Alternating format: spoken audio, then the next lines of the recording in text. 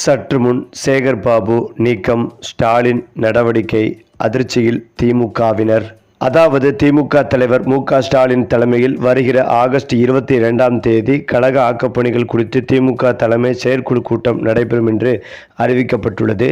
மேலும் இது குறித்து திமுக பொதுச் செயலாளர் துரைமுருகன் வெளியிட்டுள்ள அறிவிப்பில் கூறியிருப்பதாவது: தலைவர் மு.க. ஸ்டாலின் அவர்கள் தலைமையில் 22/8/2026 சனிக்கிழமை காலை 10 மணி அளவில் திமுக தலைமை செயற்குழு கூட்டம் சென்னை கலைஞர் அரங்கில் நடைபெறும். அதுபோல் தலைமை செயற்குழு உறுப்பினர்கள் அனைவரும் தவறாது கலந்து கொள்ளுமாறு கேட்டுக்கொள்கிறேன் என்றார் துரைமுருகன். அந்த வகையில் திமுகவின் உட்கட்சி அமைப்பில் முக்கிய மாற்றங்களை மேற்கொள்ளும் வகையில் விரைவில் மறுசீரமைப்புக்கான செயற்குழு கூட்டத்தை கூட்ட கட்சி தலைமை திட்டமிட்டு வருகிறது. இதில் கிளைக்கழகம் முதல் மாவட்ட செயலாளர்கள் வரையிலான நியமனங்கள் மற்றும் உட்கட்சி தேர்தல் முறைகள் குறித்து தீவிரமாக ஆலோசிக்கப்பட்டும் வருகிறது. குறிப்பாக புதிய தலைமுறையினருக்கு வாய்ப்பளிக்கும் நோக்கத்தில் 70 வயதை கடந்தவர்களுக்கு மாவட்ட செயலாளர் பொறுப்பு கிடையாது என்ற முக்கிய தீர்மானம் இந்த கூட்டத்தில் நிறைவேற்றப்பட உள்ளதாக தெரிய வருகிறது. கட்சியின் கட்டமைப்பை பலப்படுத்த முதல் கட்டமாக தற்காலிக பொறுப்பாளர்கள் நியமிக்கப்பட்டு அதன் பின்னர் முறைப்படி கழக தேர்தல்கள் மூலம் நிர்வாகிகள் தேர்ந்தெடுக்கப்பட உள்ளனர். கட்சியின் நிர்வாக பணிகளை மேலும் துரிதப்படுத்த வார்டு மற்றும் தொகுதி அளவிலான பிரிவுகளில் அதிரடி மாற்றங்கள் செய்யப்பட்டுள்ளன. அதன்படி 10 வாக்குச்சாவடி பாகங்களுக்கு ஒரு கிளை செயலாளர், 40,000 பேருக்கு ஒரு வட்டச் செயலாளர் மற்றும் ஒரு சட்டப்பேரவை தொகுதிக்கு 3 பகுதி செயலாளர்கள் என புதிய வரைமுறை உருவாக்கப்பட்டுள்ளது. மேலும் 2 சட்டப்பேரவை தொகுதிகளுக்கு ஒரு மாவட்ட செயலாளர் என்ற அடிப்படையில் மாநிலம் முழுவதும் மொத்தமாக 100 முதல் 120 மாவட்ட செயலாளர்களை நியமிக்க தலைமை திட்டமிட்டுள்ளது. இந்த மறுசீரமைப்பின் கீழ் சென்னை மாவட்டத்தில் புதிய மாவட்ட செயலாளர்கள் நியமிக்கப்பட உள்ளது முக்கிய நகர்வாக பார்க்கப்பட்டும் வருகிறது. அதன் அடிப்படையில் எம்பி பரந்தாமன், கே நகர் தனசேகர் ஆகியோருக்கு புதிய மாவட்ட செயலாளர் பொறுப்புகள் வழங்கப்பட உள்ளதாக தகவல்களும் தெரிவிக்கின்றன. மேலும் அண்ணா நகர் எம்எல்ஏ கே மோகனின் மகன் கார்த்திக் மற்றும் சோழிங்கநல்லூர் முன்னாள் எம்எல்ஏ அரவிந்த் ரமேஷ் ஆகியோருக்கும் மாவட்ட செயலாளர் பதவிகள் வழங்கப்பட உள்ளதாக கட்சி வட்டாரங்கள் தெரிவிக்கின்றன. அது மட்டுமில்லாமல் சட்டப்பேரவை கூட்டத்தொடரில் மக்கள் பிரச்சனைகளை சுட்டிக்காட்டாததால் திமுக உறுப்பினர்கள் மற்றும் முன்னாள் அமைச்சர்கள் மீது மு.க. ஸ்டாலின் கடும் அதிருப்தி அடைந்துள்ளதாக தகவல்கள் வெளியாகி வருகிறது. இது குறித்து திமுக வட்டாரங்கள் கூறியதாவது: தமிழக சட்டப்பேரவை கூட்டம் ஆகஸ்ட் 5ஆம் தேதி தொடங்கி நடைபெற்று வருகிறது. இதில் பல்வேறு முக்கிய தீர்மானங்கள் நிறைவேற்றப்பட்டன. இதற்கிடையே சட்டப்பேரவை விவாதங்களின் போது திமுக உறுப்பினர்களின் செயல்பாடுகள் திருப்திகரமாக இல்லை என கட்சித் தலைவர் ஸ்டாலின் கருதுகிறார். குறிப்பாக நேற்று முன்தினம் திமுக முன்னாள் அமைச்சர்கள், எம்எல்ஏக்களின் செயல்பாடுகள் மீது அவர் கடும் அதிருப்தியில் இருக்கிறார். இது தொடர்பாக முக்கிய முன்னாள் அமைச்சர்கள், எம்எல்ஏக்களை நேரில் அழைத்து கண்டித்துள்ளார். அப்போது தாவேக அரசின் செயல்பாடுகள் மற்றும் குறைபாடுகளை வலுவான ஆதாரங்களுடன் விமர்சிப்பதற்கு பதிலாக அவையில் தனிப்பட்ட விஷயங்கள் குறித்து பேசி நேரத்தை வீணடிப்பதாக கண்டிப்புடன் ஸ்டாலின் தெரிவித்துள்ளார். பேரவை கூட்டத்தொடரில் திமுக சார்பில் பேச முன்னாள் முதல்வர் ஓ. பன்னீர்செல்வம் மற்றும் முன்னாள் அமைச்சர்களான தங்கம் தென்னரசு, கே பன்னீர்செல்வம் உள்ளிட்டோடு ஸ்டாலின் ஏற்கனவே நியமித்திருந்தார். அவர்களின் செயல்பாட்டிலும் தலைமைக்கு திருப்தி இல்லை என கூறப்படுகிறது.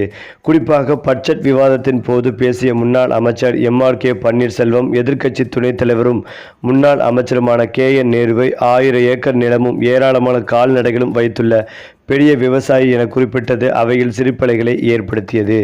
இது போன்ற நகைச்சுவை பேச்சுக்களை தவிர்த்து விவாதிக்கப்படும் மக்கள் பிரச்சனைகளில் முழு கவனம் செலுத்த வேண்டும். தாவேக அரசின் குறைபாடுகளை துல்லியமாக சுட்டி காட்ட வேண்டும் என்று ஸ்டாலின் அறிவுறுத்தியுள்ளார். சட்டப்பேரவை நடவடிக்கைகள் அனைத்தும் தொலைக்காட்சிகள் நேரடியாக ஒளிபரப்பப்படுகின்றன. இதை லட்சக்கணக்கானோர் பார்க்கின்றனர்.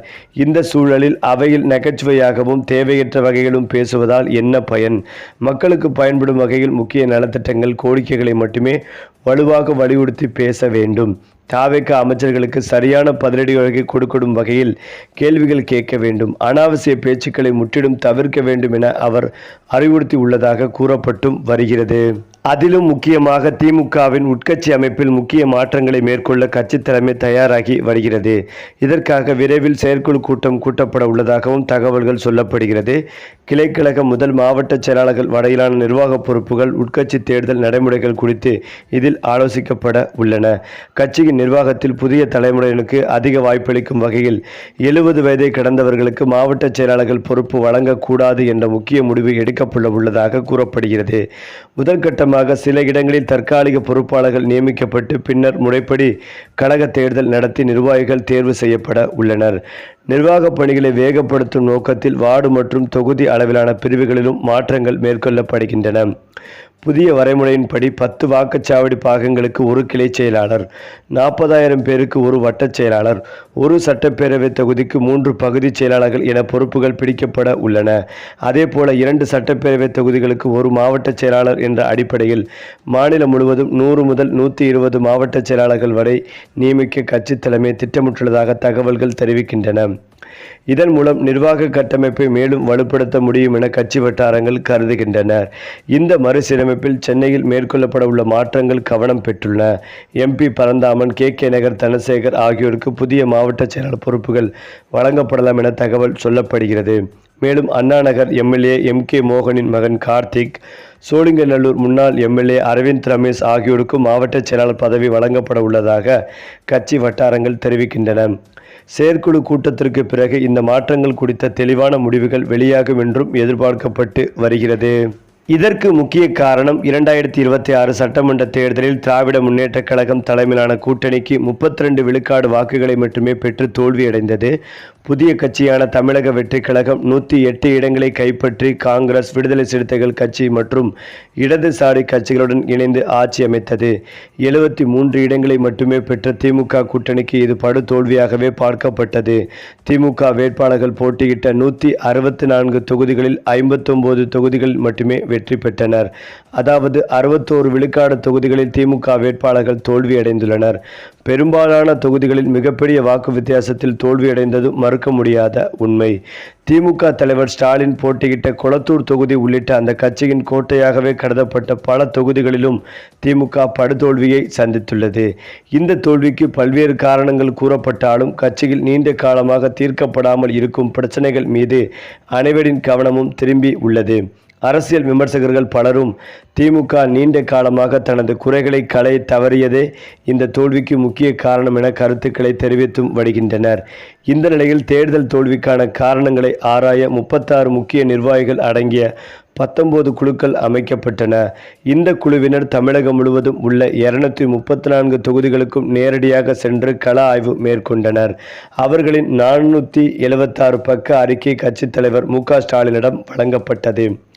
இந்த அறிக்கையின் அடிப்படையில் தான் கட்சியில் மாற்றங்கள் கொண்டு வரப்படும் என எதிர்பார்க்கப்பட்ட நிலையில் திமுக தலைவர் MK ஸ்டாலின் தலைமையில் கட்சி தலைமை செயற்குழு கூட்டம் ஆகஸ்ட் 22ஆம் தேதி நடைபெறும் என்றும் சென்னை அண்ணா அறிவாலயத்தில் உள்ள கலைஞர் அரங்கில் நடைபெறும் என்றும் அறிவிக்கப்பட்டு வருகிறது.